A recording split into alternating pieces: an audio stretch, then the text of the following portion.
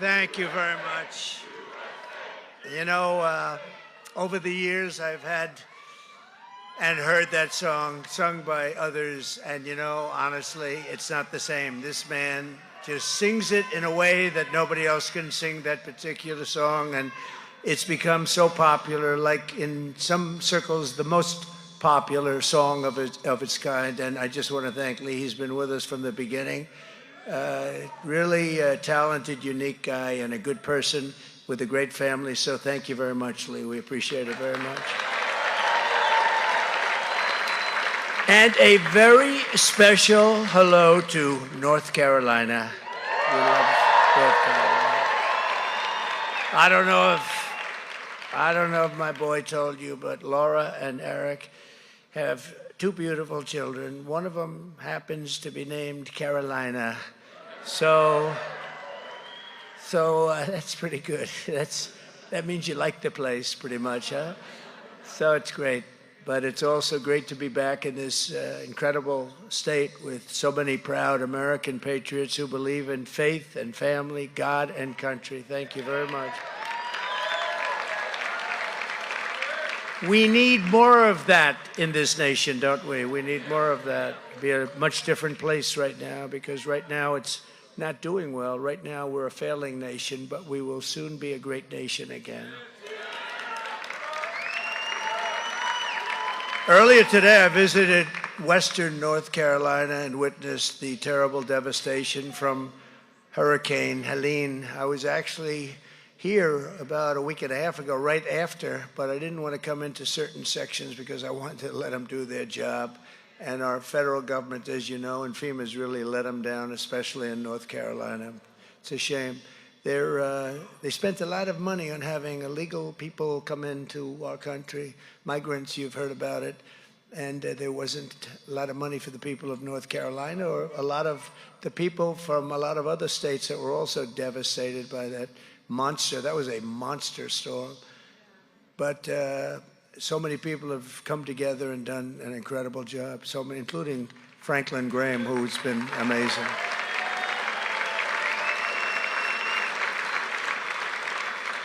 To every family who has lost a loved one or a home, our hearts are with you, and we're praying for you. I mean, the homes are bad, but family members are really bad. That's a tough one. It's something you can never really, you can't shake that, but all I can do is say we love you and we're with you 100%. And on January 20th, if we win this election, I always like to say I always like to say if, and people say, oh, please say when, but we have to understand that bad things can happen, but we're not going to let it happen. We're never going to let it happen again. We're doing really well. We're leading. I know nobody in this room gambles, but some of the gambling polls are really in there, like 65 to 35 or something like that. I served one, but nobody here gambles. Does anybody in this room? No. No. Great Christians don't gamble, do they? Oh, no. So we're doing really well. I would say beyond our wildest expectations. And that's not only in polls. More particularly, it's in the votes that are being cast. They're coming in at levels that we've never seen. One of the things that's amazing is North Carolina, so it was devastated. And yet areas that were the worst areas, we just left one, as you know, and I met some of the greatest people, but they just set a record for votes cast thus far, and their homes are gone. I mean, it's an amazing thing. I figured maybe you'd get 50%, and they call it Trump country, and I'm very honored by that. But these are Trump people. And just think of that. Their homes are gone. They've gone through such hell. And it's as big a water, that's as big a water storm, they say, as we've ever seen in this country. And they just set a record. They compared it to the two elections previous. And we have a substantial number more. Can you imagine that? I mean, those are great, great people. Thank you very much.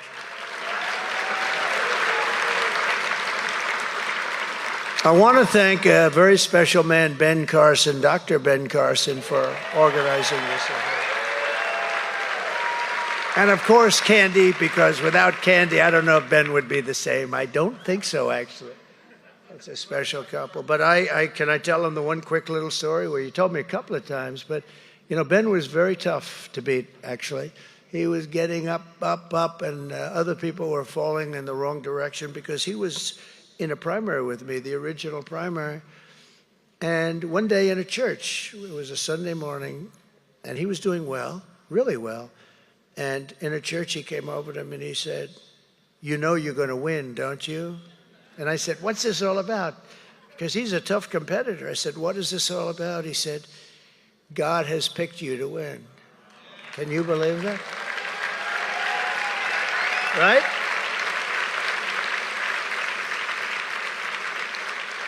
And you have no idea, he was so tough for him to say that. I said, this is really something. And he really was. He's something. People love him. And they loved him then, and they even love him more now. And he went to HUD, which is I must say, it's always mired in scandal. People, you're giving out a lot of money, and there's a lot of bad things happen when you're giving out all that money. And Ben went 4 years, perfection. I don't know, has it ever happened before? Has it ever happened before? I wasn't surprised, but a lot of people were surprised. Anytime you get through that one for 4 years, you have to be one honest gentleman. But he ran it really great, and he's a special man, and he's done a special job today, and it's my honor to be here. Thank you very much. And thank you, Ben and Candy, very much. Appreciate it. That's some story, though, isn't it, Ben, huh, Candy? I love that story. I'd also like to thank somebody that's done unbelievable things, and especially in very hard times. I've seemed to, when I was president, and I would go to a lot of the sites, the tornadoes are vicious. They ask which are the worst, are the tornadoes, the hurricanes, the tsunamis? And I have a friend, that's what he does, he studies this. I said, so what's the worst? He actually said, tsunami. The ocean just lifts up and a lot of bad things happen, in terms of the level, but they're all bad in their own way. But I've been with Franklin Graham through a lot of them, and we're very happy to have helped him out during the course of most of them, and maybe in particular this one. This was so sad to see, such a great part of our country, and so devastating. When you looked at the size of that storm, that hurricane, it covered the whole state of Florida practically. Normally you see a little trough through it or hitting one area, but you'd look at the map and you look at the whole state of Florida was covered in one form or another. And Franklin Graham just is a special person with a great family, and his father wasn't too bad either, right?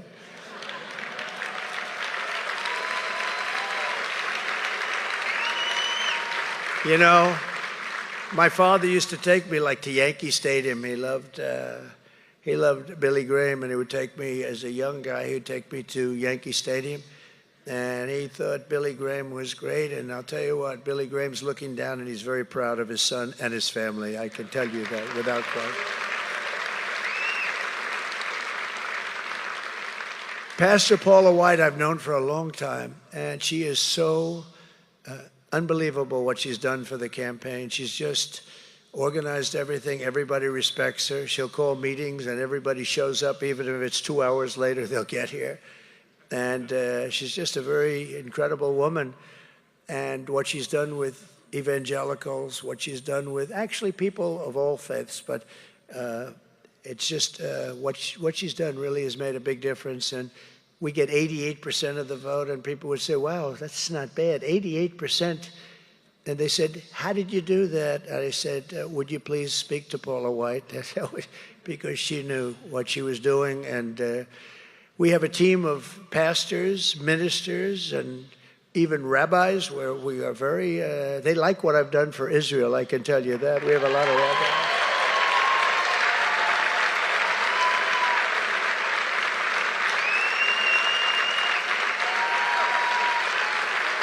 Thank you. Thank you. Thank you.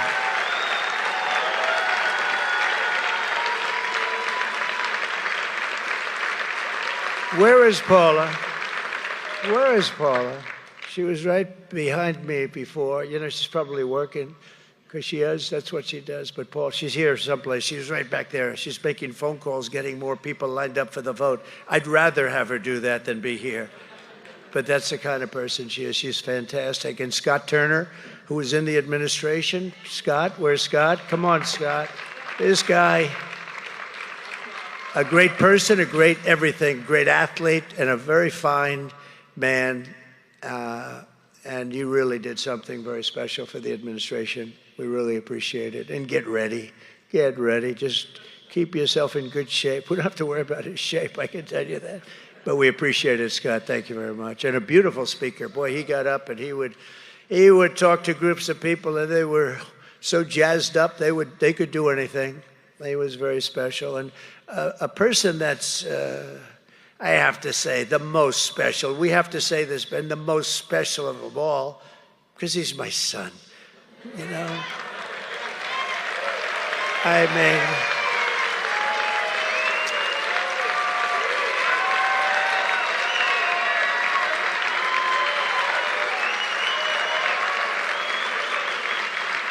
You know, I'm saying, how can he be more special than Ben Carson? But Ben, do you mind if I say he's my son? Am I allowed to say just slightly more special? Oh, you're tied. Let's call it a tie, okay?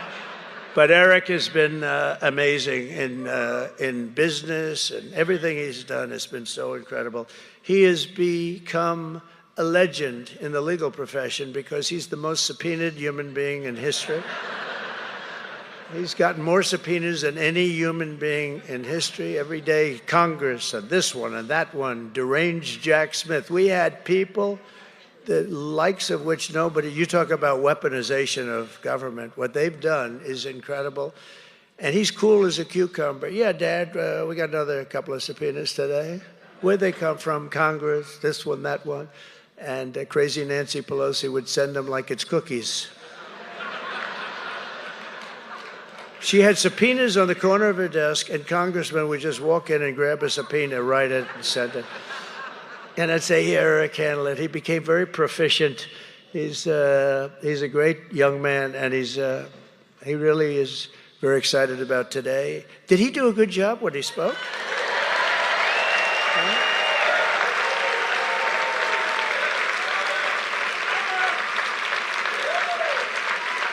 No, he's great.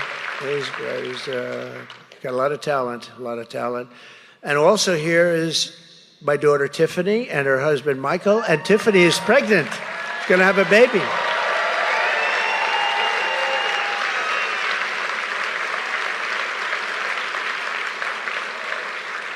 She's going to have a baby, and it's going to be I'm not allowed to say what the baby is going to be, am I? I don't know.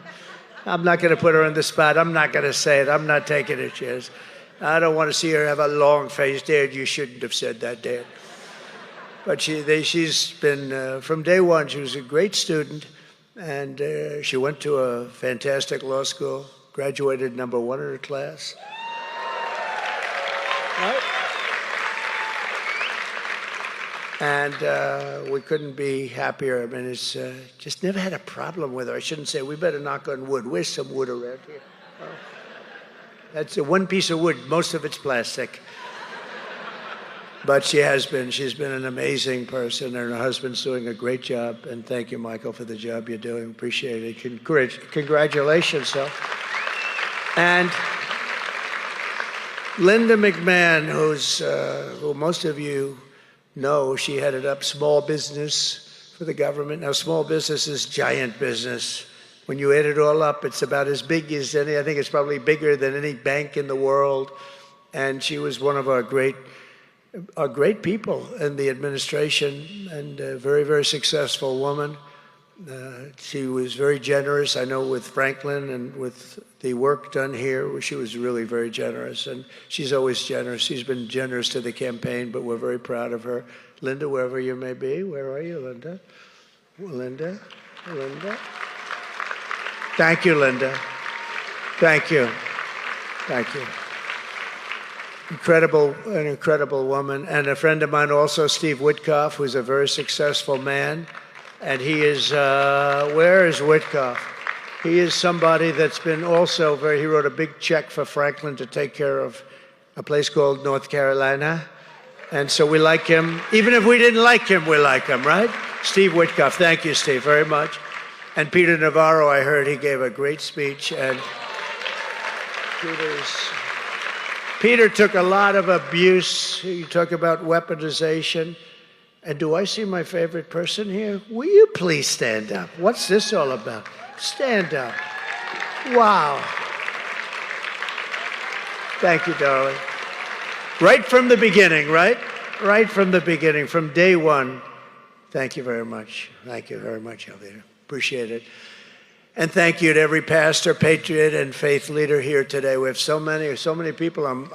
You know, this is the worst is when you introduce some, you're in trouble. Because I'm seeing 6, 7 people. I get a lot of people. Then I see a group of 2 over there. I'm in trouble, but let's get on with it. Do you mind? Let's get on. Because with your help, we're going to make America great again.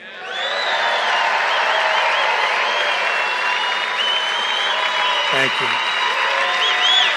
Thank you. Thank you very much. Thank you, Michael. Thank you very much.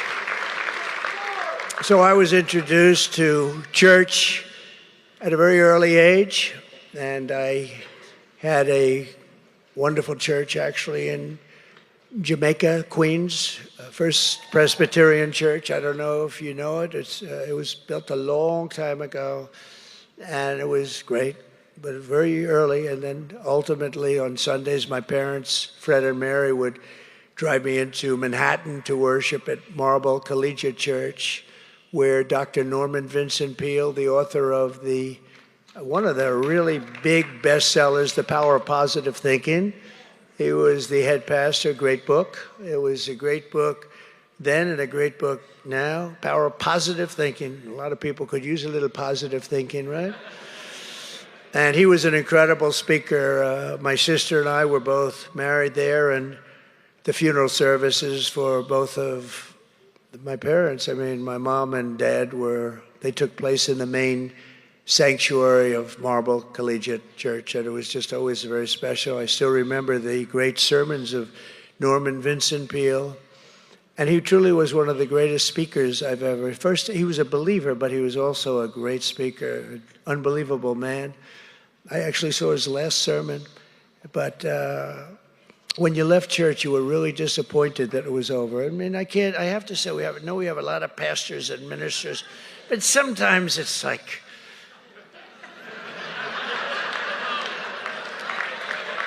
am I allowed to say that? It's like a Biden, you know? Sometimes. Not often, of course. But this man, and you know, he always preached in sort of modern times, a little bit in modern times. He'd bring it up. I remember so many of his sermons, but he talked about Alfred Sloan, who was the founder of General Motors, and how he grew up and how he had tremendous problems with alcohol, and he became a major alcoholic. And then, you know, Norman Vincent Peale would just say, and then one day he met God, and he was just the expression of this man. He used to stand at a podium, and he'd be like this, just like that, and he'd preach, and you really were, you know, you were disappointed when it was over. He'd tell you stories about God, about many things, about life. It was really stories about life and how it pertained to religion, and it was really amazing, and he was amazing, and a brilliant, just the enthusiasm he had. And I listened to him for, I would say, 20 years, and then one day, I went to church, Marble Collegiate, and he was now, I guess, in his 90s, and he was preaching, and you could see he was getting a little bit tired, and he stood, just like I said, right over here to the left of the podium, and he said, I can't do this anymore. That was it. And he just sat down. It was, I mean, we all understood. He was just, he was really, no, I mean, he was really, it was his last time at the podium, and the last time he preached. And it was an amazing moment, and everybody just stood up and applauded. It was sort of a beautiful thing to watch, actually. But to see him, because he was truly a very big name at the time and very respected. And the fact that he wrote this book that was such a big bestseller, it was a massive bestseller, still is, I think. But as I look back at my life's journey and events, I now recognize that it's been the hand of God leading me to where I am today.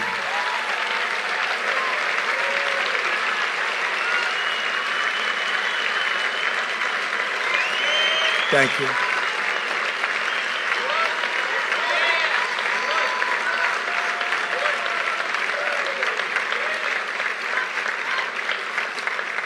And my faith took on new meaning on July 13th in Butler, Pennsylvania, where I was knocked to the ground, essentially, by what seemed like a supernatural hand. And I would like to think that God saved me for a purpose, and that's to make our country greater than ever before.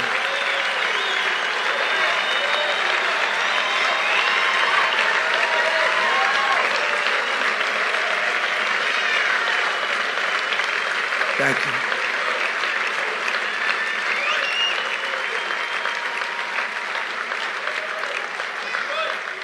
Thank you very much. And that is something, you know, Eric is a great shooter. Great. If he were a golfer, he'd be like a +4.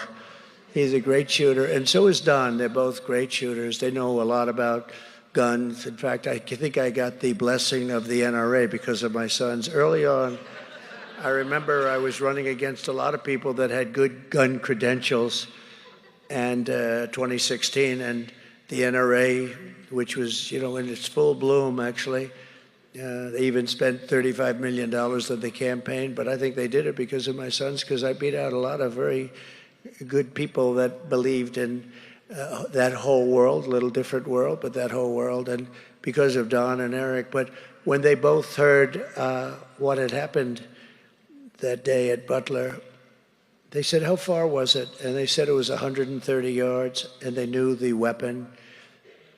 And they said, I can't believe it. Because Eric actually said, a bad shooter would hit you every single time. And I didn't realize it to that extent. I made that right-hand turn, and I made it a little quickly, and that got me in a position where it just, not a good feeling, but much better than the alternative. Wasn't the best feeling. And it was a bloody sucker, I will tell you that. I didn't realize, but the doctor told me, he told me a couple of things. He said, you're the luckiest man I've ever seen. He said, I've been doing this for 25 years. And he said, sir, I'd like to suggest that you go out right now and buy a lottery ticket, because this is a good day. But Eric told me and Don told me that, you know, that I think they became more religious that day, because they said that was amazing that we could have survived something like that, 1/8 of an inch to 1/4 of an inch away. So it's pretty amazing. And if we didn't make, thank you. And if we didn't make, thank you very much. If we didn't make the turn, that wouldn't have happened. And I made the turn to show a chart, which became my all-time favorite chart in the history of the world. Right? My all-time favorite. I sleep with that chart. I kiss that chart. But we're 15 days away from the most important election in the history of our country.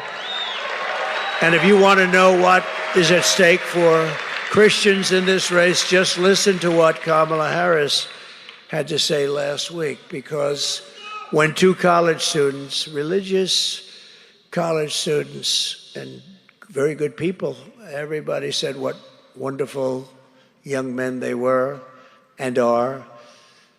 At a campaign stop, she heard shouting from the background, "Jesus is Lord. Jesus is Lord." And Kamala Harris ridiculed them, mocked them, and told them they were, quote, "You're at the wrong rally.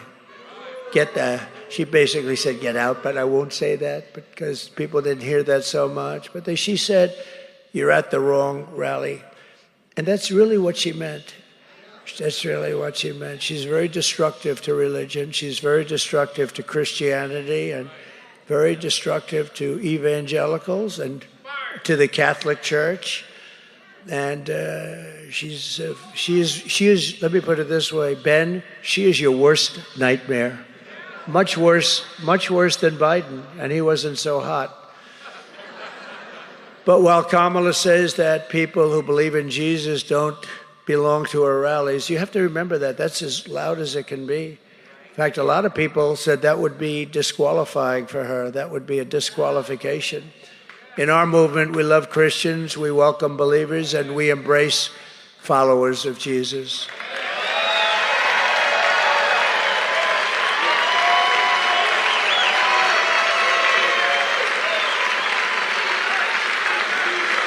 Thank you.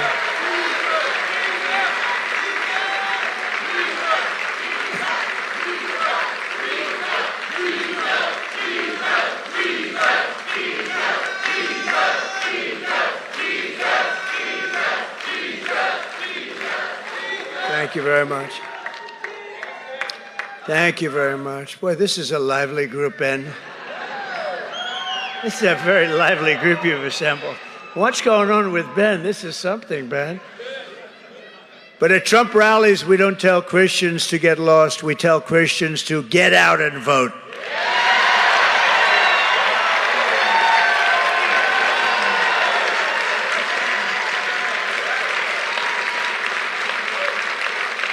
You don't have the choice of sitting out this election, because if Kamala Harris gets 4 more years, the radical left is not going to leave Christians alone. It's going to get worse and worse, and you're going to suffer greatly.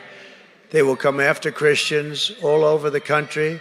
Kamala Harris has vowed to abolish the filibuster, letting her pack the Supreme Court, and I even heard as many as 25 justices.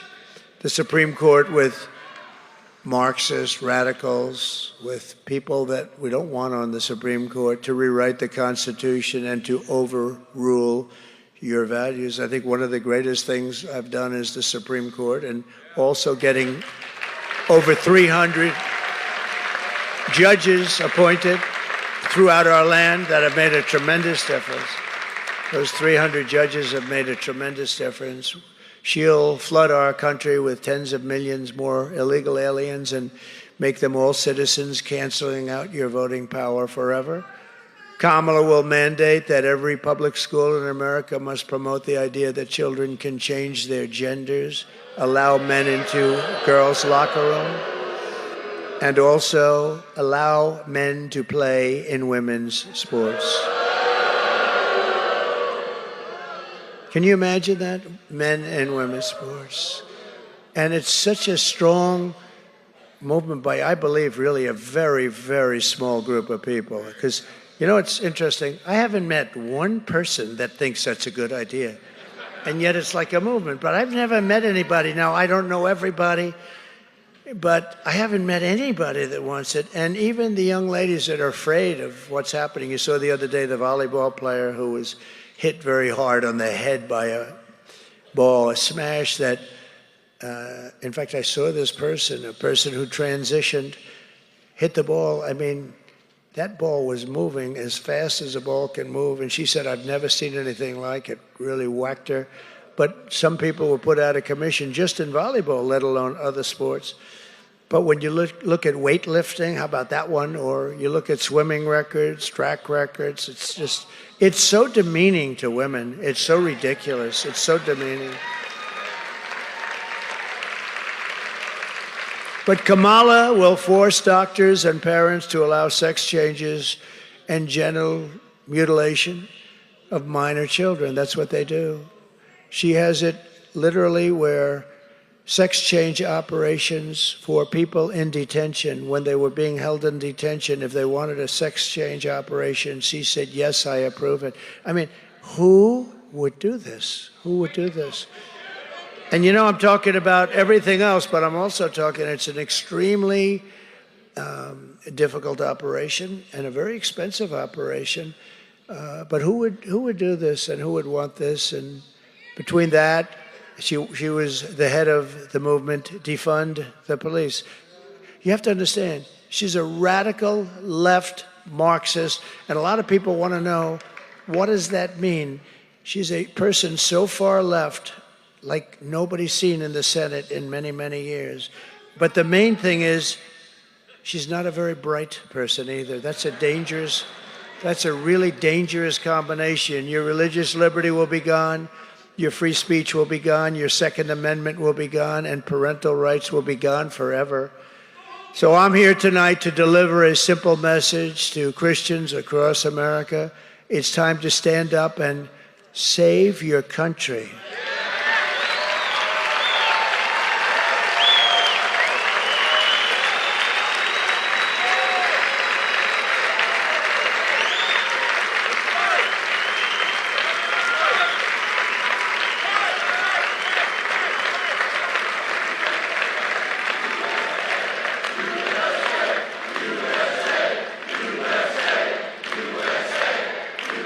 Thank you very much.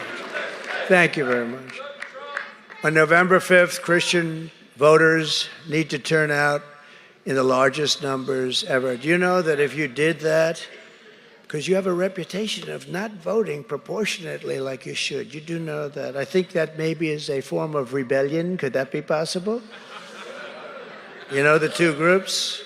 Not to equate them, but they are probably associated in some form. But Christians, evangelicals, but Christians and gun owners. Gun owners don't vote. They vote, but very small proportions. If they did, or if Christians did, nobody could ever beat us, nobody.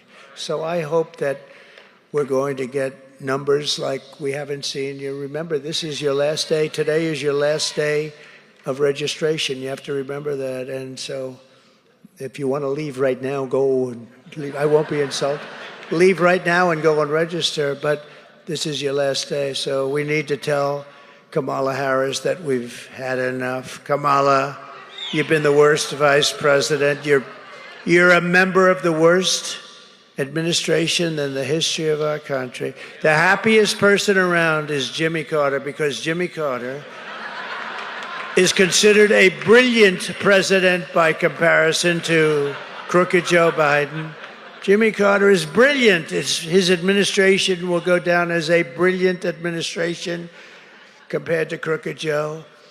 But we're going to say, Kamala, you've done a horrible job. You're a horrible vice president. There's no way you're going to be our president. Kamala, you're fired. Get out, out, out, out.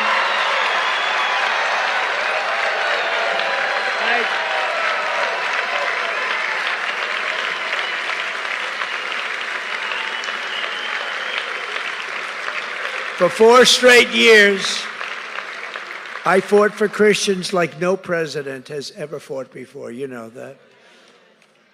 I protected the religious freedom of doctors, nurses, teachers, and faith groups like the Little Sisters of the Poor. Oh, I fought for them. I blocked the IRS. They were coming after everybody. They still are, I guess, to an extent. But now they are because of this administration. But I blocked the IRS from using the Johnson Amendment to interfere with pastors' freedom of speech. I mean, we want to hear from our pastors. We don't want them to be shy, where they take away your tax-exempt status because a pastor mentioned something that's slightly political, and I ended it. Kamala Harris has taken it away, and we're not. I'll tell you what. If you take it, she has taken your right away. I gave that to you, and they took it back. But we're going to give it back to you within the first week. I'd like to make it the first day, but it'll take me a little while. So we're going to give it back to you within the first week. You're going to have that right, because we want to hear from these people. There aren't too many people I want to hear from, but you I do want to hear from. So We're going to give you back within the first week, and Paula will make sure that that takes place. I will not disappoint you. I appointed 300 judges to interpret the law and the Constitution as written, and withstood the vicious attacks to confirm 3 great Supreme Court justices, Neil Gorsuch, Brett Kavanaugh, and Amy Coney Barrett. They're great. And they're courageous. They're courageous and they're brilliant, but they are courageous. What they have to endure with the radical left and all of the things that they have to listen to, I actually think it's illegal what people do. They call it playing the ref. You know, playing the ref? They'll say horrible things, hoping that the 3, but also judges, they play the ref with judges. The great Bobby Knight basketball, he used to scream at the referee. He would scream like nobody ever screamed before. Indiana, he was a great guy. He backed me early on. He said, "You're going to win." I said, "Well, I don't know, Bobby." He said, "You're going to win. I have no doubt." He said, "I want this guy named Trump to run for president." I didn't know him. I called him up to thank him. He said, "You're going to win. All you have to do is say it. You got to run." And he was a tough cookie. Just died recently. But he had the last undefeated team in college basketball. He won 2 or 3 national championships. He was a great coach. And he never had the great, he had a couple, I guess, great players, but he never had that real player that some teams have. He just did it with team. But he would scream at the referees. They call it playing the ref. And they'd say, "Bobby, you got to stop, Bobby. Don't do it. You're not going to win this call. You're not going to win it. It's over." He said, "No, but I'm going to win the next call." And it's true. They'd knock the hell out of somebody, and the referee was afraid to call it. It's true. He was a master. But they do that. They play the ref. They start screaming about the judge is no good, and this one's no good, and they're slow, and they're lousy judges, and the judge should be impeached, and all of this crap when you have a brilliant judge that's doing the right thing. And they get, and some people will fold a little bit. They'll say, "Hey, I'll get them off my back. Let me just give a bad ruling here or there." And some will do that, actually, but fortunately, most have courage and they understand. I really believe it's illegal what they do, and I know there's some great lawyers in the room. You ought to look at it, because what they do is so obvious. What they've done to the Supreme Court, even with the protection of their houses, you're not supposed to be allowed to march in front. They didn't stop it. You're not allowed to do any of these things that are happening. But they're playing the ref, and they're playing it with judges and justices, and they shouldn't be allowed to do it, and I believe it's illegal. I issued guidance making clear that the right to freedom of worship does not end at the door to a public school. We took care of it.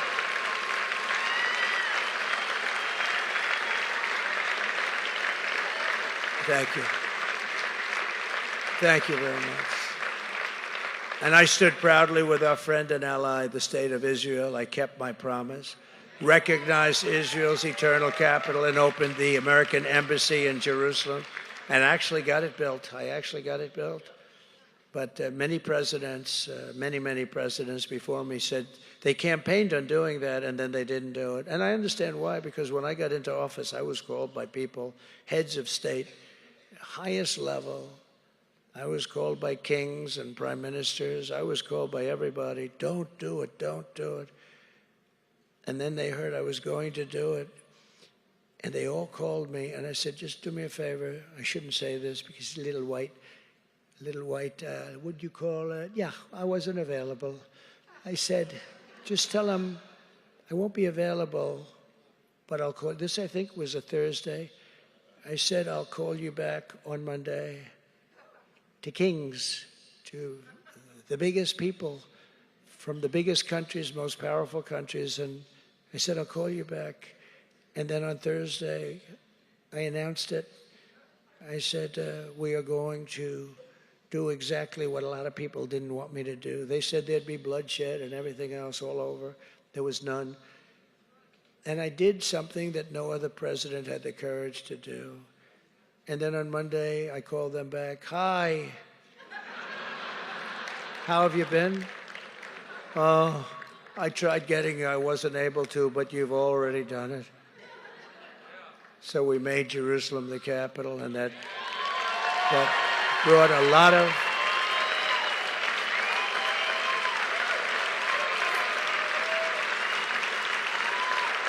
Did you know that?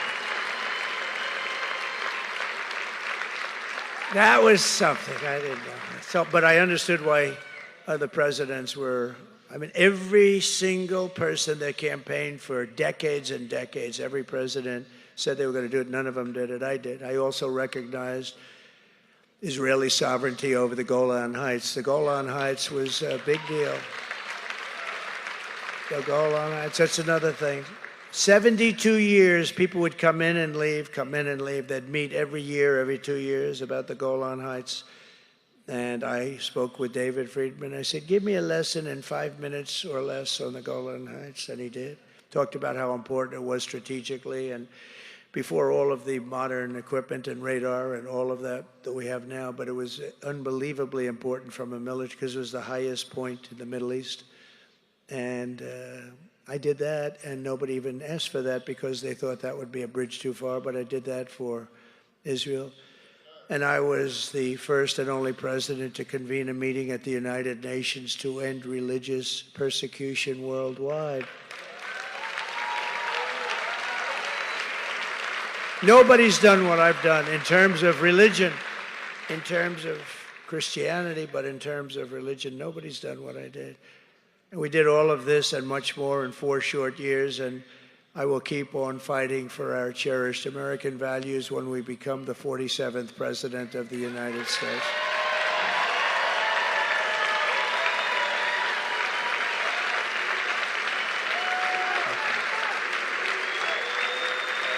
Thank you.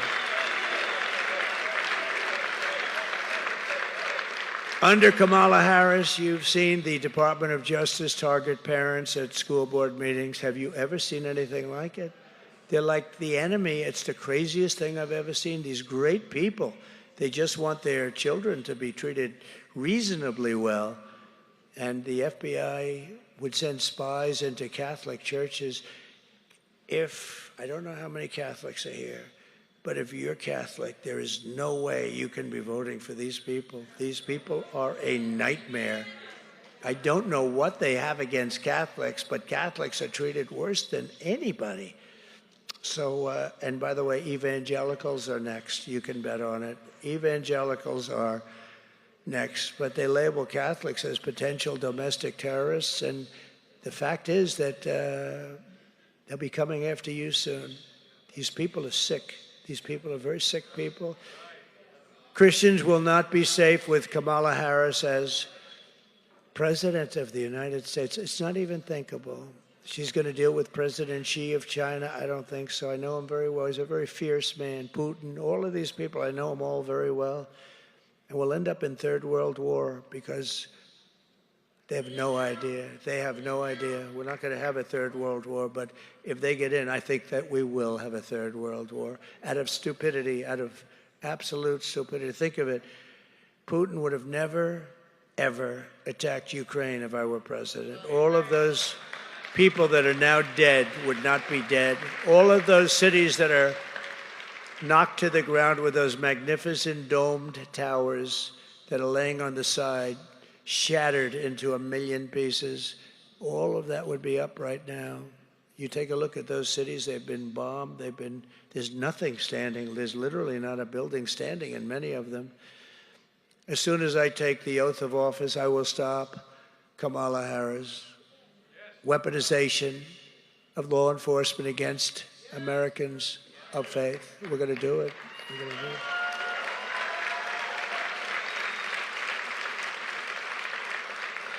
And you know, did you ever notice?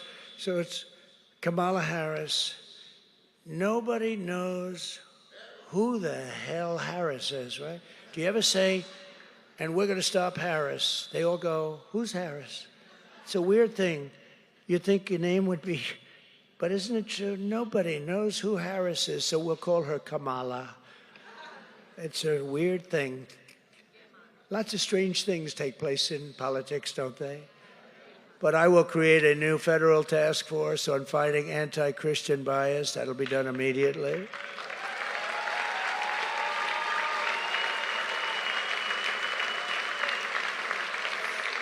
And I think it's very important for the people in this room to know, like, Dr. Ben Carson knows, Americans of faith are not a threat to our country. Americans of faith are the soul of our country, right?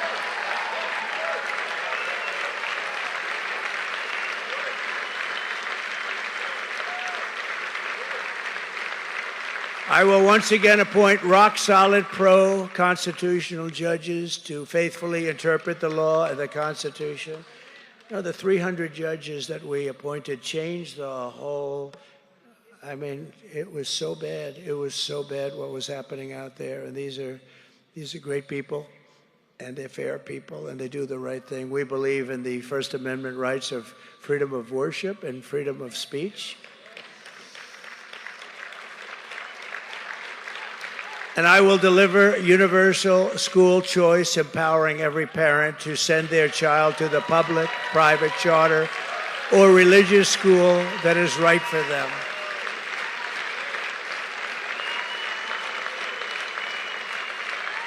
And I will allow homeschool parents to spend $10,000 a year tax-free on costs associated with their children's education. Under the Trump administration, we will return patriotic education to our schools. That's okay. That's a good thing. Kamala Harris supports the 1619 Project. Think of that. She supports it strongly, that teaches children to hate their country. That's what it does. The 1619 Project was condemned by every historian, and yet Kamala Harris's administration tried to push it into schools all across America. She fought very hard for that. She also fought very hard for the people that burned down Minneapolis, that were literally at war in Minnesota with one of the worst governors. I cannot believe this guy's a governor. Can you imagine him as a president? He is a wackadoo.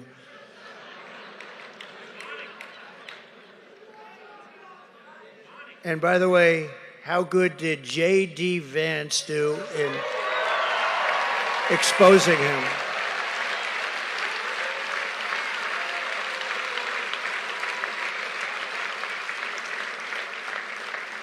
They lie about everything. You know, they were going today, every single thing, every single thing, they say it's the opposite. Project 2025, Trump loves it, he loves it, he loves it. They just say it, and I've totally disavowed it. A group of people went in, I don't know what they did. I said specifically, I refuse to read it, but every time they get up, they say everything that I've disavowed. They go on again and again and again, and the radical left people that are listening to them just let them talk, and they know it's all a big lie, but they just lie. I've never seen anything like it. You know, I've had some political opponents before. I've never seen, even crooked Hillary didn't lie like these people, and she lied a lot. But these people are going, I actually think they're choking, because I watched today, every single thing that I've said, no, no, no, they say, he said yes, yes, yes, like point after point. And no, there's something going on in their heads. Perhaps it's Trump derangement syndrome. It's horrible. Or perhaps they know they're losing because we're doing very well. They know how well we're doing. Even the fake news, and that's a lot of fake news back there, Ben. The fake news knows how well we're doing. Isn't it sad that we have to rely on the gambling? The gamblers are the ones that are the only ones that want to say it. They're the ones, 65%. No, they know, but we're going to just let it wait. And I really think we're going to have maybe one of the greatest victories in the history of our country. The history of our country.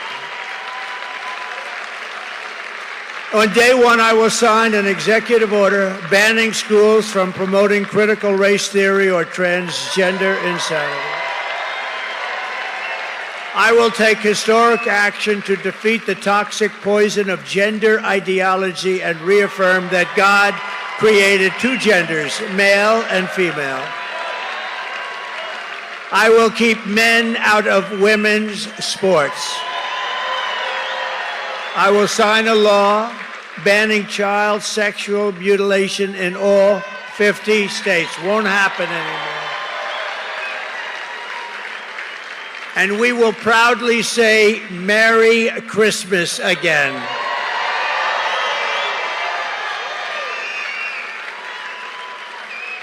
On day one, I will stop the migrant invasion. We will begin the largest deportation operation in the history of our country. I will end inflation, and we will make America affordable again.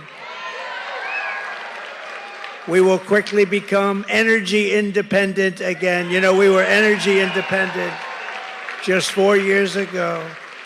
And we will frack, frack, frack, and drill, baby, drill.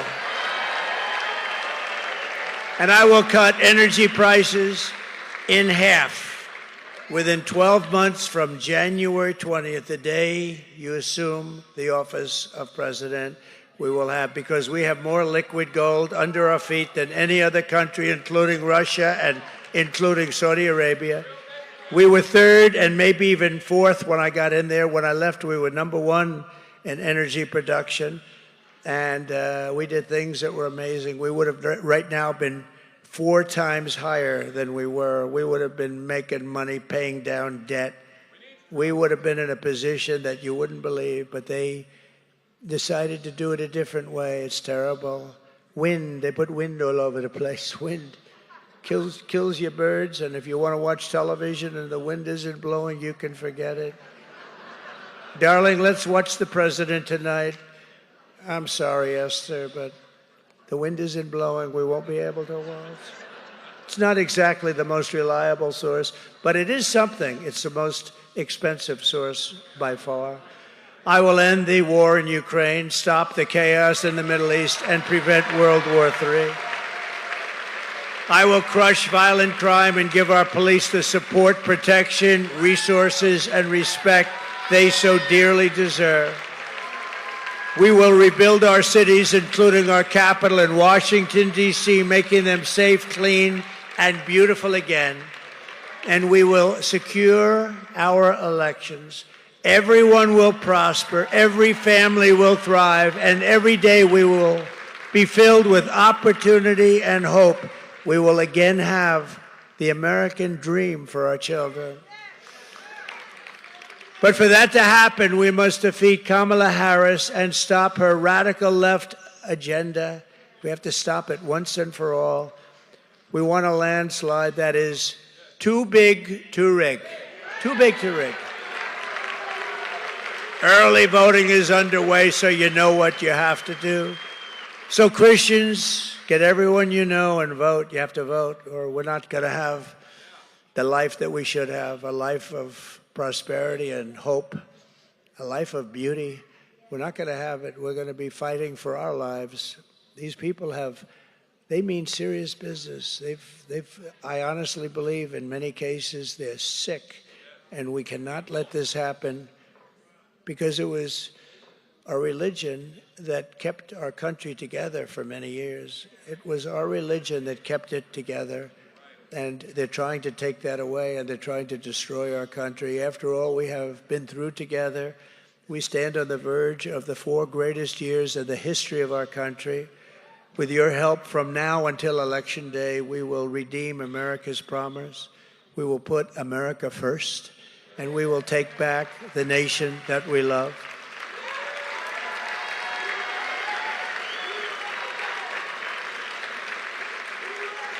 November 5th will be the most important day in the history of our country, and together we will make America powerful again. We will make America wealthy again. We will make America healthy again. We will make America strong again. We will make America proud again. We will make America safe again. And we will make America great again. Thank you very much. God bless you all. God bless you all. Thank you. Thank you, everybody.